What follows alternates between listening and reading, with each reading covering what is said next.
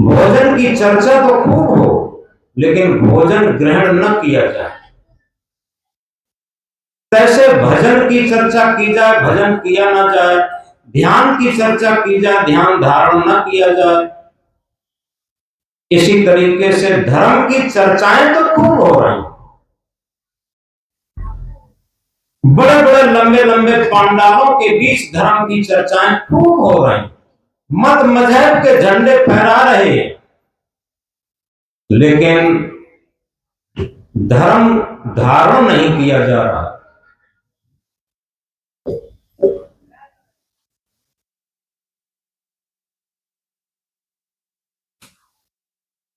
ये कहा है धारण करे तो धर्म है, धारण करे तो धर्म है, नहीं तो थोथी बात। सूरज उगे तो दिवस है, नहीं तो काली रात। अगर हमने धारण कर लिया तो धर्म हो गया। धर्म धर्म चिल्लाने से धर्म नहीं होगा, सूर्य सूर्य चिल्लाने से दिन नहीं हो सकता। जब तक सूर्य प्रस्फुटित नहीं होगा, सूर्य निकलेगा नहीं। तो इसलिए अंग्रेजी के कोटेशन में कहा है, action speak louder than words. कर्मों की धुन शब्दों से ऊंची होती है। Character the transcription knowledge into action. ज्ञान का क्रिया में बदलना ही आचरण होता है। यदि हमने अपने जीवन में ज्ञान को उतारा नहीं, ज्ञान को धारण नहीं किया, तो केवल ये कथनी का सब्जेक्ट रह जाएगा, करनी और रहने का नहीं हो पाएगा। संत सम्राट सदगुरु कबीर देव कहते हैं, करनी करे सो पूत हमारो, कथनी कथे सो नाती, रहनी रहे सो गुरु हमारो, हम रहनी के साथी। यथार्थ में धर्म के नाम पर, भक्ति के नाम पर, ज्ञान के नाम पर जो केवल कथनी कथता रहता है, वो नाती के समान है। जिस तरीके से संसार में नाती का उत्तराधिकार नहीं होता, सदगुरु कबीर साहब इंकलाब करके कहते हैं, करनी करे सो पुत्र हमारा। जो धर्म के नाम पर, भक्ति के नाम पर, भजन के नाम पर, ध्यान के नाम पर कर्तव्य निष्ठ है, वही पुत्र के समान प्रिय है। शांति का, मोक्ष का, कल्याण का उसका पूरा पूरा अधिकार, उत्तराधिकार है। और रहनी रहे सो गुरु हमारो, हम रहनी के साथी। यथार्थ में रहनी बहुत ऊंची चीज होती। रहनी कथनी मुख से कही जाती, करनी इंद्रियों से की जाती, कर्तव्य इंद्रियों से किया जाता, रहनी मन से रही जाती। जब वही आचरण हमारे मन में उतर जाता, तो ये परिपक्व हो जाता, बहुत बड़ी चीज हो जाती। इसी तरीके से धर्म हम ऊपर से लाद लेते हैं, वैराग्य हम ऊपर से लाद लेते हैं, साधुता हम बाहर ऊपर से लाद लेते हैं। ये ऊपर से लादने की न वैराग्य है, न धर्म है, न साधुता है, न भक्ति है। बोलो सदगुरु कबीर साहब की। हम थोड़ी देर एकाग्रचित से श्रवण करें। ये बाहर से थोपने की चीज नहीं है, बाहर से लादने की चीज नहीं है। संत सम्राट सदगुरु कबीर देव इंकलाब करके कहते हैं, साध भया तो क्या भया, माला पहनी चार, ऊपर भेष बनाइया, भीतर भरी भंगार। अगर बाहर से हमने बहुत अच्छा तमाम ताम झाम मालाओं को पहन करके और भेष बना भी लिया, और भीतर न धर्म है, न भक्ति है, न कर्तव्य है, न साधुता है, तो निश्चित है उस ऊपर के भेष बनाने से क्या होगा जब तक भीतर भंगार भरी रहेगी। संत सम्राट सदगुरु कबीर देव समूची मानवता को जगाते हुए कहते हैं, साधु ऐसा चाहिए जैसा सूप स्वभाव, सार सार को गह रहे थोथा दे उड़ाए। बड़ी सरल बात, ये प्राइमरी से लेकर और उच्च क्लासों तक भौतिक शिक्षा के अंतर्गत भी पढ़ा जाता है और इसे गांव देहात से लेकर बिना पढ़े लिखे भी लोग जानते हैं। साधु होना चाहिए पक्का हो के खेल, कच्ची सरसों पेड़ के खली भया नाते। हम साधु हों, भक्त हों, पति हों, पत्नी हों, पिता हों, पुत्र हों, गुरु हों, शिष्य हों, किसी भी क्षेत्र में हों, पक्का होकर के खेलें। कच्ची सरसों अगर हम पेरते हैं तो न खल होती है न तेल होता, कुछ नहीं होता। तो सदगुरु कह रहे हैं कि साधु ऐसा चाहिए, साधु ऐसा चाहिए जैसा सूप स्वभाव,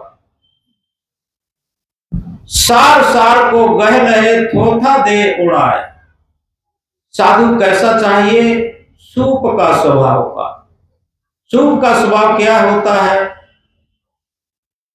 सार को अपने अंदर ग्रहण कर लेता है और जो थोथी वस्तु होती है, खराब वस्तु होती है, उसे उड़ा देता, उसे फेंक देता है। ये बहुत ऊंची दार्शनिक फिलोसफर की तकनीकी है।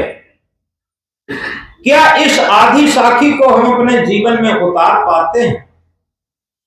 यथार्थ में इतनी ही आधी साखी हम अपने जीवन में उतार लें। सदगुरु क्या कहते हैं? आधी साखी कबीर की जो निर्वारी जाए, क्या पंडित की पोथिया रात दिवस मिल जाए।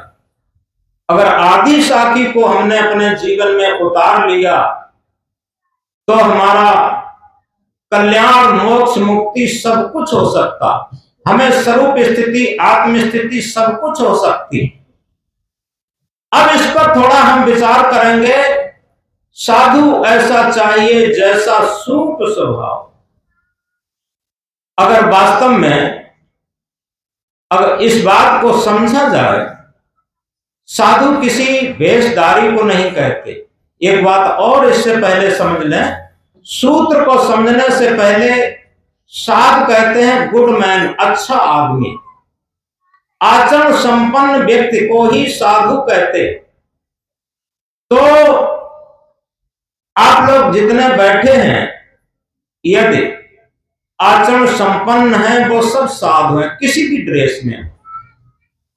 ड्रेस का आशय नहीं है, वेश का आशय नहीं है, आशय है हमारी रहनी गहनी का, हमारे आचरण का। तो इस बात को बहुत गहराई से समझें कि हम सार ग्राही हैं कि असार ग्राही हैं। एक सूप होता है वो सार ग्राही होता, चलनी होती है असार ग्राही होती।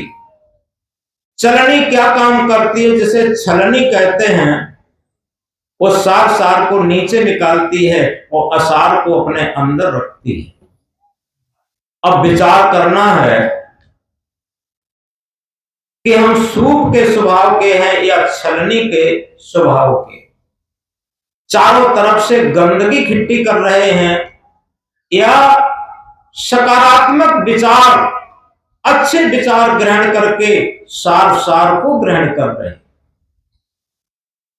इस बात को हम अपने जीवन में गहराई से अगर उतारेंगे तो निश्चित है, चाहे वो भगवान बुद्ध हो, चाहे वो भगवान महावीर हो, चाहे वो भगवान कबीर हो, और चाहे कोई भी भक्त पुरुष मीरा सबरी हो, जितने भी भक्त महापुरुष, स्वामी दयानंद, स्वामी विवेकानंद, जितने भी महापुरुष आए हैं, सबका यही सूत्र था कि हम सारग्राही बने।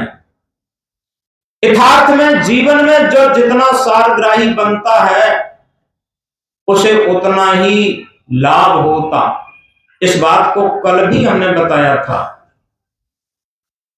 इस विशाल संसार में विष अमृत भंडार, गुणग्राही को सुधा है बाकी विषय बेकार। होता क्या है, हम बड़े चालाक रहते, चतुराई। सूत्र क्या कहता है, चतुराई चौपट करे, अहंकारी गोता खाए, सीधा साधा सरल जीवन ता आत्म पद दर्शाए। बड़ी सरल सी बात है। जितनी हम चतुराई करते हैं, चतुराई क्या है, हमारे जीवन में जितने भी मिलावट बनावट दिखावट होती है ये सब चतुराई होती है। चतुराई चौपट करे, अहंकारी गोता खाए।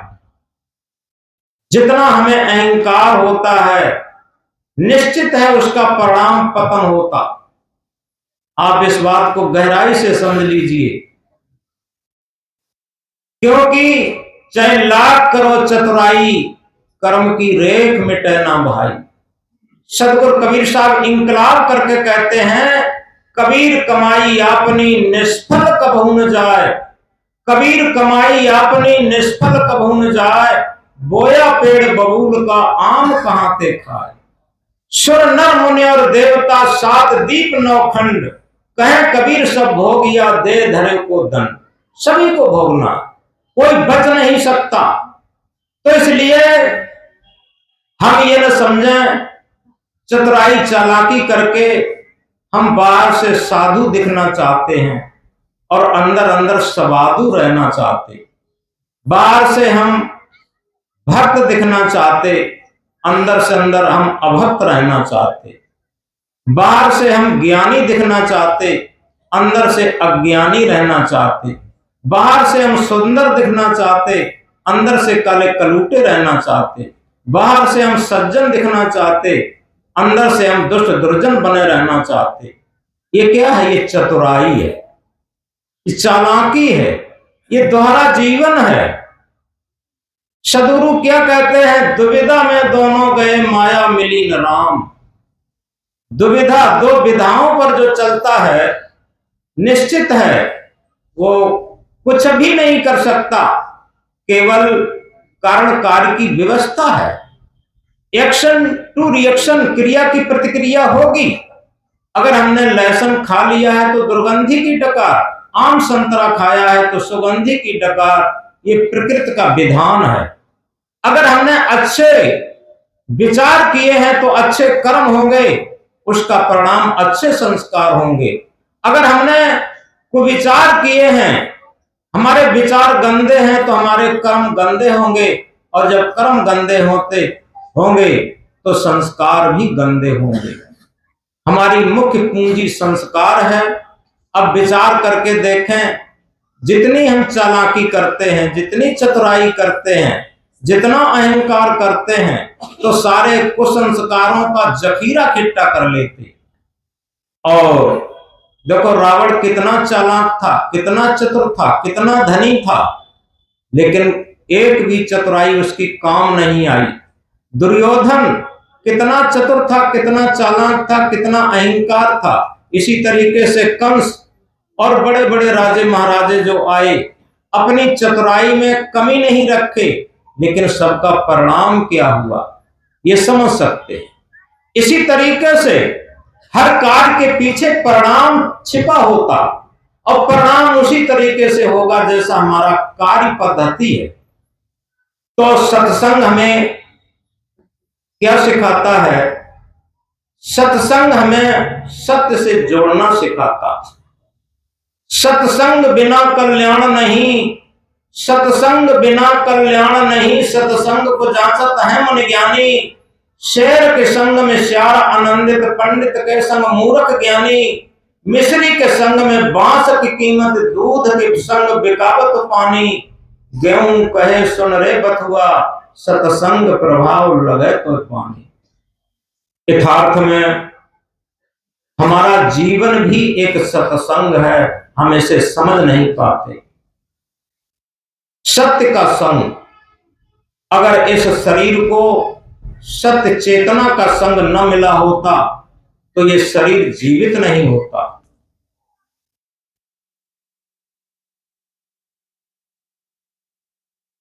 हमारे शरीर को सत्य चेतना का, सत्य आत्मा का संग न मिला होता तो ये शरीर जीवित नहीं होता।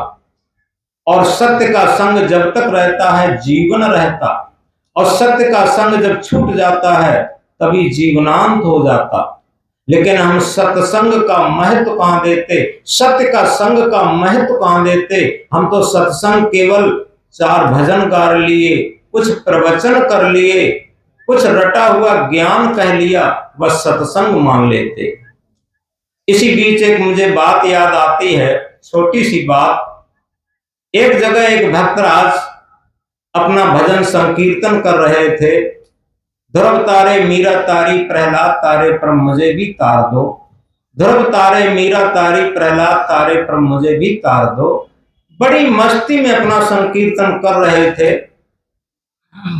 उसी के पास बैठ करके दूसरा भक्त अपना संकीर्तन करने लगा। उसका बहुत विलक्षण संगीत था। वो क्या कहने लगा, नत्था सेठ की 9 थैली, नत्था सेठ की 9 थैली, नत्था सेठ की 9 थैली। ये उसका संकीर्तन था। अब जो पहले वाले भक्त जो ध्रुव तारे मीरा तारी प्रहलाद तारे पर मुझे भी तार दो, वो नाराज हो गए, बड़े क्रोधित हो गए। क्रोधावेश में आकर के बोले, पता नहीं उल्लू कहां से चला आया, हमारे भजन संकीर्तन में बाधा डाल दी आकर के। अरे एक बात बता, पुराने जमाने में जब बैंक और लॉकर्स नहीं थे, थैली में मोहरें पैसे रखे जाते थे। एक थैली मोहरें रहती थी, एक थैली का सेट होता था। 2 थैली मोहरें रहती थी, 2 थैली का सेट होता था। उसके पास 9 थैली मोहरें रही होंगी। पुराने जमाने में नत्था नाम का कोई सेठ रहा होगा, उसके पास 9 थैली मोहरें रही होंगी। आज तू चिल्लाए मरा जा रहा है, उसमें तेरे बाप का क्या। ये बात कही, बात बड़ी अच्छी कही, मोस्ट इंपॉर्टेंट कही। तो जो भक्त ये कह रहा था नत्था सेठ की 9 थैली, वो बड़ी शालीनता में बोला, वो क्रोधित नहीं हुआ। क्योंकि anger blows out the lamp of the mind, क्रोध मन के दीप को बुझा देता। तो शालीनता में कहता है कि भक्तराज आपने बड़ी अच्छी बात कही, मोस्ट इंपॉर्टेंट बात कही। किसी पुराने जमाने में नत्था नाम का सेठ रहा होगा, उसके पास 9 थैली मोहरें रही होंगी। आज हम चिल्लाए मरे जा रहे कि नत्था सेठ की 9 थैली, तो उसमें मेरे बाप का क्या। ये बात आपने बड़ी अच्छी कही, लेकिन एक बात बता, किसी पुराने जमाने में ध्रुव मीरा प्रहलाद सबरी ये रहे होंगे, उन्होंने अपना भजन तपस्या किया होगा और वो तरे होंगे, उसमें तेरे बाप का क्या। ये बात बिल्कुल सच है, वैज्ञानिक है और व्यवस्था से जुड़ी हुई है। जब नत्था सेठ के 9 थैली में उसके बाप का नहीं है, तो ध्रुव मीरा प्रहलाद ने तपस्या की, उसमें उसके बाप का किया। आज हमें विचार करना चाहिए, हम इसी पर लड़े मरे जा रहे हैं। क्या बात है कि हमारे महावीर बड़े, बड़े हमारे, अरे आएगो तुम्हें कैसे मालूम है, बड़े हमारे दयानंद बड़े, हमारे नानक बड़े, हमारे मोहम्मद बड़े, हमारे ईसा बड़े। अरे ठीक है, वो बड़े जैसे रहे, हम बड़े हैं, हम क्या कर रहे हैं, हमारा आचरण रहनी कहनी क्या है, इस बात पर विचार करना चाहिए। ये सत्संग की बात है, ये सद्भक्ति की बात है। सबसे बड़ी बात कि हम क्या हैं, क्या कर रहे हैं, धर्म को कितना धारण किए हैं, हमारा आचरण कैसा है, हमारी रहनी कहनी कैसी है, इन सब बातों को विचार करना और विचार करके और धर्म के पथ पर चलना, यही तो सच्ची भक्ति है, यही तो सच्चा धर्म है, और यही तो मानव मात्र का कर्तव्य है। लेकिन उसे हम कहां कर पाते। बात यह है कि हम राग द्वेष में पड़े रहते। छोटी सी, जैसे एक छोटी सी चिंगारी किसी एक पूरे गांव को जलाने में सक्षम होती, ऐसे ही एक छोटा सा टेंशन, एक छोटी सी गलती के कारण हजारों फूल कम है गले को सजाने को, हजारों फूल कम है गले को सजाने को, एक भूल काफी है जीवन भर रुलाने को। यथार्थ में अगर हम भूल करते हैं जीवन में, गलती करते हैं जीवन में, तो वो सारे भूल और गलती को, अगर ऐसी भूल ऐसी गलती हो गई है जो जीवन भर हमें रुलाती है, टेंशन में डालती है, तो पूरा जीवन ही हमें बेकार कर देती है। इसलिए सबसे बड़ी बात यह है कि हम सकारात्मक विचारों के द्वारा, अपनी क्षमता की बुद्धि के द्वारा सारी भूलों को निकालने का नाम सत्संग है, सारी गलतियों को निकालने का काम सत्संग है, सारे अज्ञानता को भगाने का नाम सत्संग है। क्योंकि एक कागज के टुकड़े पर अगर दीपक का चित्र बना लें या सूर्य का चित्र बना लें, किसी अंधेरे कमरे को प्रकाशित नहीं कर सकता। इसी तरीके से पोथी पर लिखा हुआ ज्ञान हमारे अंदर अंतःकरण के अज्ञान रूपी अंधकार को भगा नहीं सकता।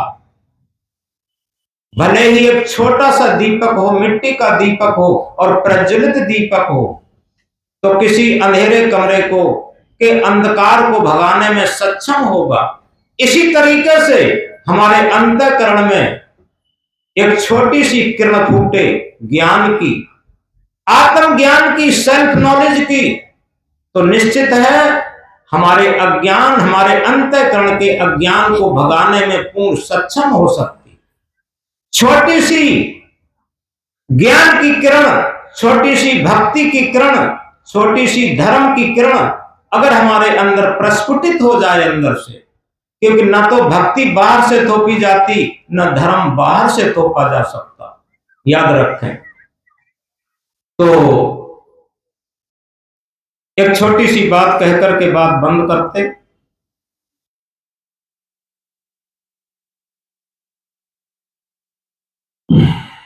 एक व्यक्ति ने मेहनत करके एक सेठ बना और मेहनत की, बड़ा सेठ हो गया।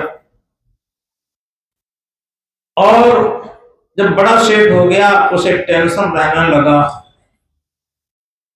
भूख भी कम लगती, नींद भी कम लगती। अब वो विचार करता है कि दुनिया, पूरा संसार जिस सुख के लिए दौड़ रहा है, वो सारे सुख हमें प्राप्त है, लेकिन मैं सुखी क्यों नहीं हो रहा, मैं शांत क्यों नहीं हो रहा। मेरा जीवन दिनों दिन दुख से भरता चला जाता, चिंता से भरता चला जा रहा, टेंशन से भरता चला जा रहा, ऐसा क्यों है।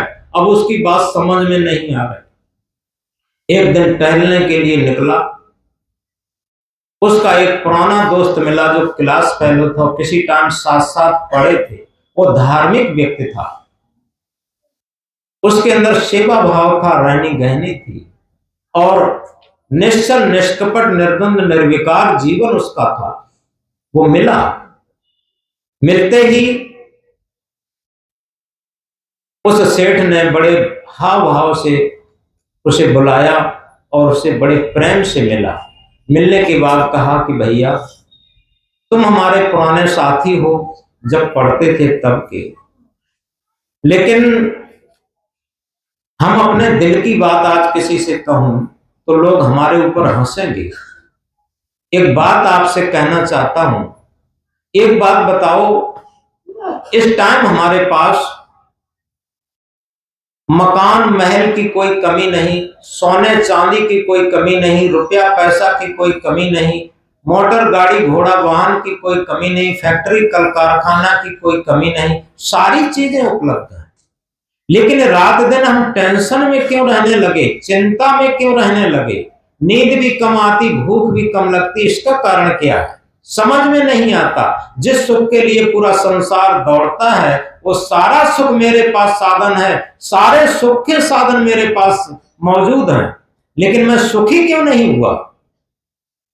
तो उस व्यक्ति ने, उस साधक ने, उस भक्त ने कहा, सेठ जी आप बहुत बड़े सेठ हैं, हम आपकी सारी बातों का उत्तर नहीं दे पाएंगे। अमुक आश्रम पर अमुक जगह हमारे गुरुदेव रहते हैं, आप उनके पास चले जाइए। सेठ वहां से चल करके गुरु जी के आश्रम में पहुंच जाता है। जब आश्रम में पहुंचा तो गुरुदेव को नतमस्तक प्रणाम करके और हाथ जोड़ करके निवेदन करता है कि गुरुदेव आपसे हम एक प्रश्न पूछने के लिए आए हैं कि सारा विश्व मिलकर के जिस सुख के पीछे दौड़ रहा है,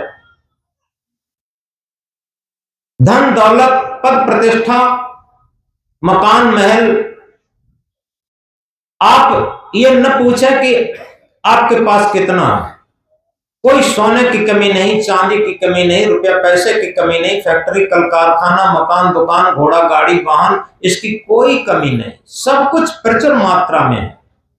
लेकिन हम दिनों दिन टेंशन में रहने लगे, दुख में रहने लगे, नींद नहीं आती, भूख भी नहीं लगती।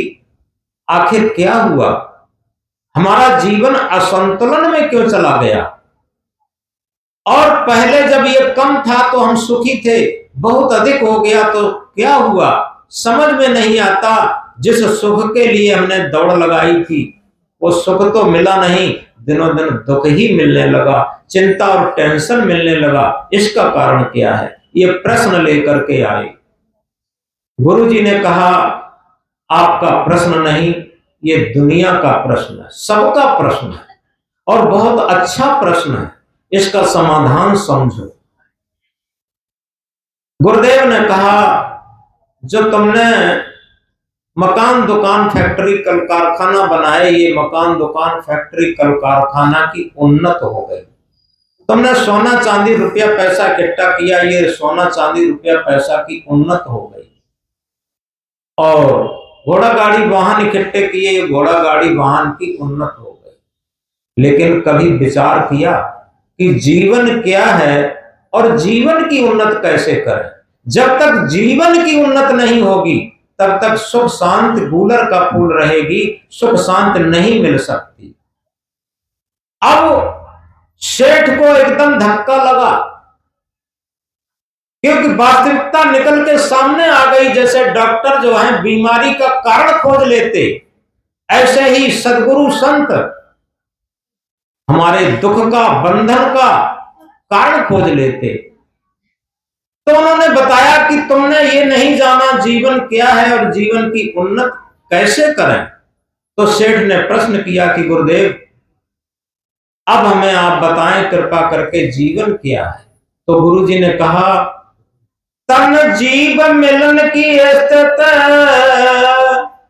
तन जीव मिलन की स्थित, यह जीवन की बेला है, कोई न किसी का है जग में, बस 2 दिन का मेला है। शरीर और जीवात्मा के मिलन काल को ही जीवन कहते हैं और जब शरीर और जीवात्मा का वियोग हो जाता है, जीवनांत हो जाता, ये जीवन की परिभाषा है। और इसी के साथ इस बात को सूत्र को समझो, किसी भी गाड़ी के 2 पहिए हों, एक पहिया बहुत बड़ा हम ट्रैक्टर वाला लगा दें, एक पहिया बहुत छोटा स्कूटर वाला लगा दें और गाड़ी चलाएं तो गाड़ी चलेगी नहीं, खचरेगी, क्योंकि गाड़ी डिसबैलेंस हो जाती। इसी तरीके से जीवन में हम भौतिक उन्नत का पहिया बहुत ऊंचा लगा दिए, एवरेस्ट चोटी तक, और ऊंचा और ऊंचा और ऊंचा, और आध्यात्म पहिया, धर्म का पहिया, भक्ति का पहिया, आत्म का पहिया हम छूना ही नहीं चाहते। ड्राइविंग सत्य सत्ता का पहिया हम छूना ही नहीं चाहते। वो इतना छोटा रह गया है कि गाड़ी डिसबैलेंस हो चुकी है, करा रही है गाड़ी, टेंशन में है, चिंता में है, दुख में है, पश्चाताप में है, पश्चाताप के टप टप आंसू गिराते रहे। तो इसलिए जब तक दोनों पहलू बराबर नहीं होंगे, क्या कहा, भौतिकता के साथ साथ, भौतिकता के साथ साथ आध्यात्म को भी लेता चल, आध्यात्म को भी लेता चल, जड़ विषयों से हट करके चेतन स्वरूप में रमता चल। भौतिक जीवन के साथ साथ हम आध्यात्म जीवन को भी साथ लेकर के चलें, और दोनों पहलुओं को जब बराबर लेकर के चलेंगे तभी हमारा जीवन सुख शांतिमय हो सकता। जब तक दोनों पहलुओं को बराबर लेकर के नहीं चलेंगे तब तक जीवन सुख शांतिमय नहीं हो सकता। तो अब ये जीवन की परिभाषा हुई। सेठ ने फिर पूछा कि गुरुदेव, ये तो जीवन की परिभाषा हुई, अब जीवन की उन्नत कैसे करें? तो गुरु जी ने कहा कि देखो, जब जीवन केवल शरीर को नहीं कहते, जीवन केवल धन दौलत को नहीं कहते, जीवन केवल मकान महल को, फैक्ट्री कल कारखाना को नहीं कहते, आखिर सच्चा जीवन क्या है? जितना हमारा मन निर्मल होता जाएगा, पवित्र होता जाएगा, उतना ही हमारा मन सत्य के निकट होता जाएगा। ये सूत्र है। जितना गंदा मन होगा, अपवित्र मन होगा, चंचल मन होगा, उतना ही हम सत्य से दूरी बनाते रहेंगे। ये सूत्र है। तो अब समझो, हमें जो आध्यात्मिक उन्नत करने के लिए, जिसके लिए बुद्ध भरी जवानी में 27 वर्ष की अवस्था में सत्य की खोज के लिए निकल पड़े थे। आप देखें, क्या उनके पास कमी थी? इकलौते बेटे थे और राज्य के उत्तराधिकारी थे, सुंदर पत्नी यशोधरा थी, सुंदर बेटा राहुल था, और सबको छोड़ करके 27 वर्ष की भरी जवानी में वो निकल गए थे। क्यों? सत्य की खोज के लिए, शाश्वत जीवन जीने के लिए, शाश्वत आनंद, शाश्वत शांति पाने के लिए। तो इसी तरीके से देखो, मीरा एक राजरानी थी, राजस्थान के छत्राणी परिवार की, महाराणा प्रताप की। महाराणा प्रताप मीरा के देवर थे। इतने बड़े परिवार की, राजघराने की रानी, और कहा मीरा मगन भई, गलियां गलियां गुरु गुण गाने लगी। मगन तब हो पाई जब अपने सत्य सत्ता रूपी गुरु के गुण गाने लगी, अपनी आत्मा के गुण गाने लगी। क्योंकि यथार्थ में सबसे बड़ी चीज ये है कि जीवन भर हम मन के गुण गाते रहे, इंद्रियों के गुण गाते रहे, शरीर के गुण गाते रहे और संसार के गुण गाते रहे। क्या कभी विचार करके देखा? केवल एक बार गुण गाते हैं पूरे जीवन में, किसके? सत्य के। कब गाते हैं मालूम है? जब अर्थी निकलती है तब। थोड़ा गंभीरता से विचार करें। जब हर किसी की अर्थी निकलती है तब हम सत्य के गुण गाते हैं। उस टाइम में क्या कहते हैं? सत्य नाम सत्य है, राम नाम सत्य है, सत्य बोले मुक्त है। मुर्दे के पीछे दोहराते हैं। जीवन भर कम तौलना सत्य रहा, जीवन भर मिलावटबाजी सत्य रही, जीवन भर घूसखोरी सत्य रही, जीवन भर राग द्वेष सत्य रहा, जीवन भर लड़ाई झगड़ा सत्य रहा, जीवन भर मारकाट सत्य रही, बेईमानी सत्य रही, धमपटाई सत्य रही। अब मरने पर राम नाम या सत्य नाम सत्य कैसे हो जाएगा बताओ? मुर्दे के पीछे दोहराने से क्या होगा बताओ? अरे जीवन में बैठ के दोहराते, परिवार में बैठ के दोहराते, एकांत में बैठ के दोहराते। तो इस तरीके से थोड़ा हम गंभीरता से विचार करें कि आखिर जीवन की उन्नत कैसे हो।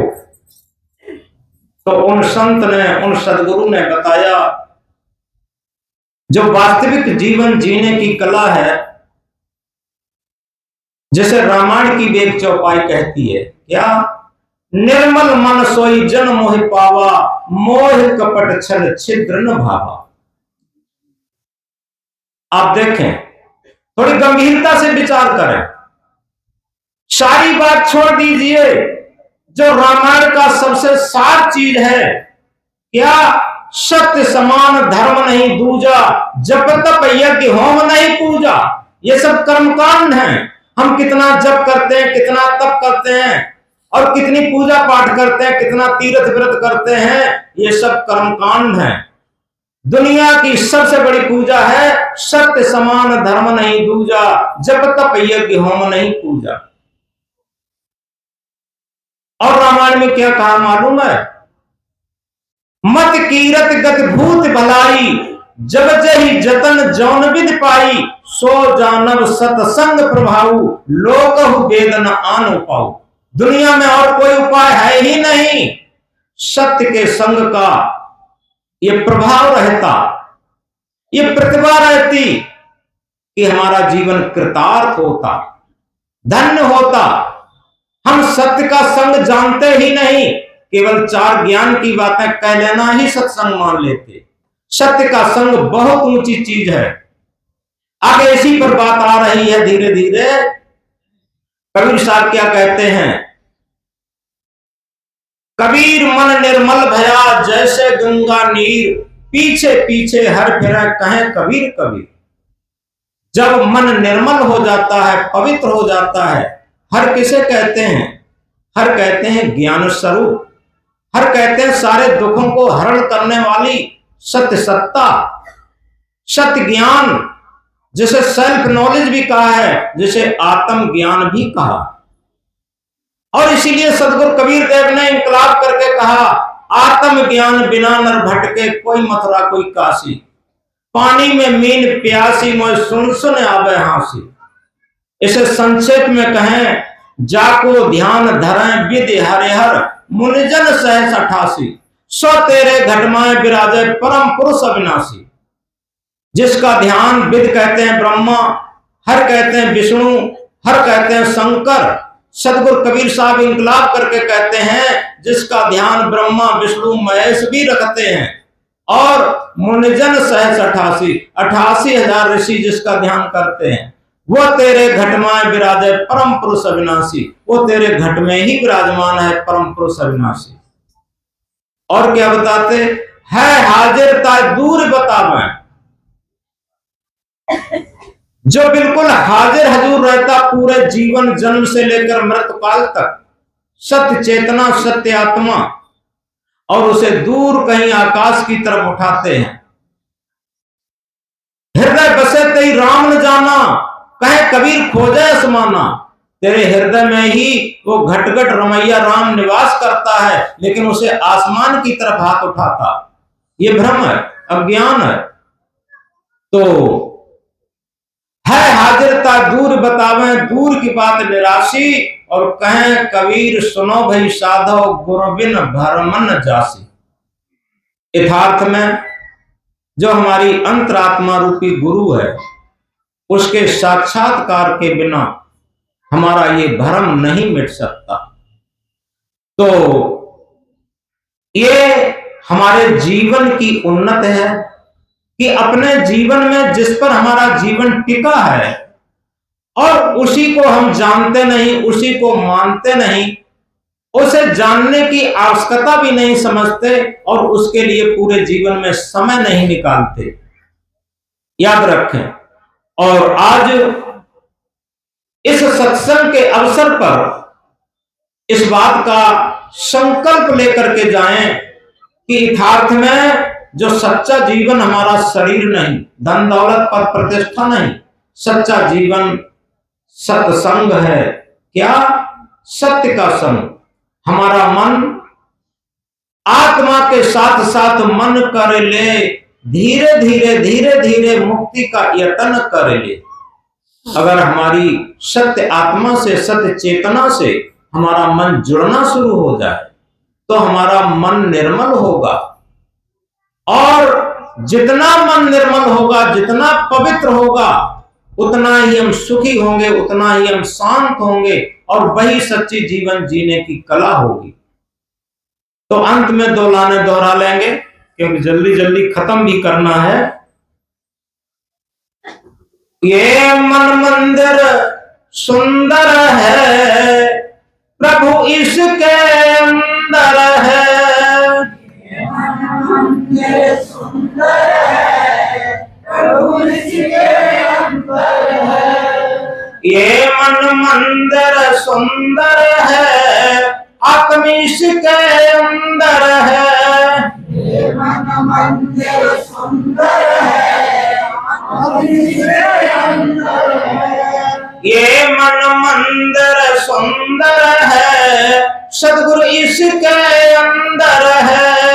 ये मन मंदिर सुंदर है, आत्मा इसके अंदर है। ये मन मंदिर सुंदर है, प्रभु इसके अंदर है। ये मन मंदिर सुंदर है, प्रभु इसके अंदर है। इस बात को बहुत गहराई से समझें। जितना हमारा मन निर्मल होगा, जितना मन सुंदर होगा, जितना मन निश्चल निष्कपट निर्द्वंद निर्विकारी होगा, उतना ही हमारा जीवन महान होगा। ये जीवन की सच्ची उन्नत होगी।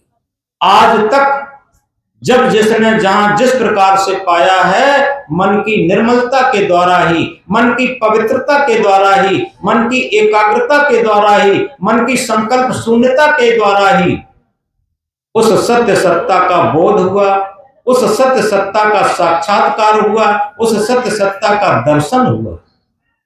याद रखें, ये जीवन की सच्ची उन्नत है। तो आपके अंदर एक प्रश्न रहा होगा, वो सेठ ने क्या किया? वो सेठ सदगुरु से दीक्षा मंत्र लेकर के, और उसके अंदर इतना प्रबल तूफान उठा, उसने सोचा मैं सुख की खोज के लिए चला था और मैं टेंशन में चला गया, अब तो हम जीवन की उन्नत करेंगे। और इसीलिए संत सम्राट सदगुरु कबीर देव ने इंकलाब किया। झूठे सुख को सुख कहे, मानत है मन मोद, जगत चवेना काल का, कुछ मुख में कुछ बोध। झूठे ही सुख को सुख मानते रहे और मन में बड़ी प्रसन्नता मानते रहे, खुशी मानते रहे, लेकिन ये याद नहीं किया कि ये पूरा संसार मानो काल का चवेना है। उसने कुछ को तो मुख में डाल लिया है, कुछ को डालने की तैयारी में है। इसलिए हम याद रखें, क्योंकि जिंदगी ऐसी बना जिंदा रहे दिल साध तू, जिंदगी ऐसी बना जिंदा रहे दिल साध तू, तू न हो दुनिया में फिर भी दुनिया को आई याद तू। ये अपना जीवन कैसे हम बना पाएंगे, उसके लिए एक महान सूत्र है, वो कभी कभी हम दोहराया करते हैं, समझ लें। झांक रहे सब इधर उधर, अपने अंदर झांके कौन। इस सूत्र को अगर हम परिवार के अंदर धारण कर लें तो हमारा परिवार प्रेम से रहने लगेगा। हम क्या करते हैं, पति सोचता है पत्नी सुधर जाए, पति सोचता है पत्नी सुधर जाए, पिता सोचता है पुत्र सुधर जाए, पुत्र सोचता है पिता सुधर जाए, और इसी तरीके से सास सोचती है बहू सुधर जाए, बहू सोचती है सास सुधर जाए, गुरु सोचता है शिष्य सुधर जाए, शिष्य सोचता है गुरु सुधर जाए, लेकिन स्वयं कोई सुधरना नहीं चाहता। महात्मा बुद्ध ने एक बड़ी मोस्ट इंपॉर्टेंट बात कही, अप दीपो भव। हम अपना दीपक स्वयं बने। एक प्रज्वलित दीपक से हजारों बुझे हुए दीपक जलाए जा सकते, और हजारों बुझे हुए दीपक किसी अंधेरे कमरे को प्रकाशित नहीं कर सकते, किसी बुझे हुए दीपक को प्रज्वलित नहीं कर सकते। लेकिन हम स्वयं प्रज्वलित दीपक बने। और प्रज्वलित दीपक कब बनेंगे? जब हम अपना स्वयं सुधरना शुरू करेंगे, अपनी स्वयं गलतियां निकालना शुरू करेंगे, अपना स्वयं कर्तव्य पालना शुरू करेंगे, अपना स्वयं भजन साधना स्वयं करेंगे, तभी हमें सफलता मिलेगी। हम पानी पीते हैं, हमारी प्यास जाती, हम भोजन करते हैं, हमारी भूख जाती, हम रोग निवारक दवा खाते हैं, हमारा रोग जाता। इसी तरीके से दुख और बंधन, टेंशन ये रोग है। और ये दुख, बंधन, टेंशन एक रोग की दवा क्या है? निर्मल मन, पवित्र मन। और पवित्र मन कब होगा? जब हमारे विचार पवित्र होंगे। क्या कहा? उठता है विचार तो उठता है आदमी, उठता है विचार तो उठता है आदमी, और गिरता है विचार तो गिरता है आदमी। जितने हमारे विचार महान होंगे उतने ही कर्म महान होंगे, और जितने कर्म महान होंगे उतने ही संस्कार महान होंगे, और जितने संस्कार महान होंगे उतना ही हमारा मन निर्मल होगा, और जितना मन निर्मल होगा उतनी ही हमारी जीवन में शांति की उन्नत होगी, उन्नत की शांत होगी। और वास्तविक जिसे आनंद कहते हैं, जिसे शांत कहते हैं, वो हमें प्राप्त होगी। तो क्या करें? झांक रहे सब इधर उधर, अपने अंदर झांके कौन?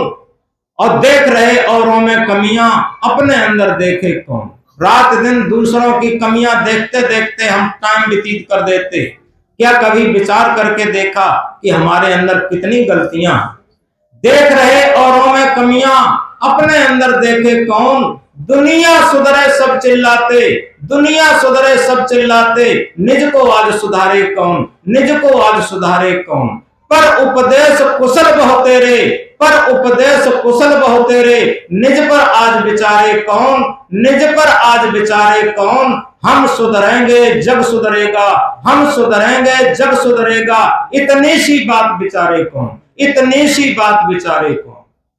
याद रखें, ये वही सूत्र है जो हमने शुरू में दिया था, साधु ऐसा चाहिए जैसा सूप स्वभाव। ये सूप स्वभाव से हो सकता है। साधु ऐसा चाहिए जैसा सूप स्वभाव, सार सार को कह रहे थोथा दे थोड़ा।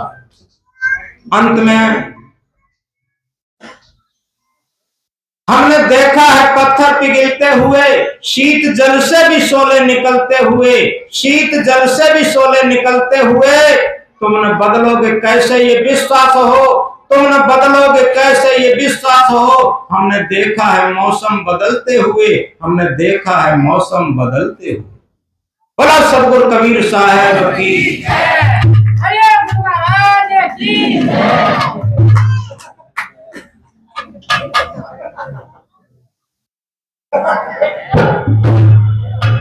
यहाँ पर सत्संग विराम लेता है,